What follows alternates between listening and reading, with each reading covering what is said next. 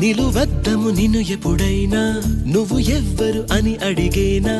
ఆ చిత్రమే గమనిస్తున్నా కొత్తగా నువ్వు విన్నది నీ పేరైనా నిన్ను కాదని అనిపించేనా ఆ సంగతి కనిపెడుతున్నా వింతగా నీ కన్నుల మెరిసే రూపం నాదేనా అనుకుంటున్నా నీ తేనెల పెదవులు పలికే తీయదనం నా పేరేనా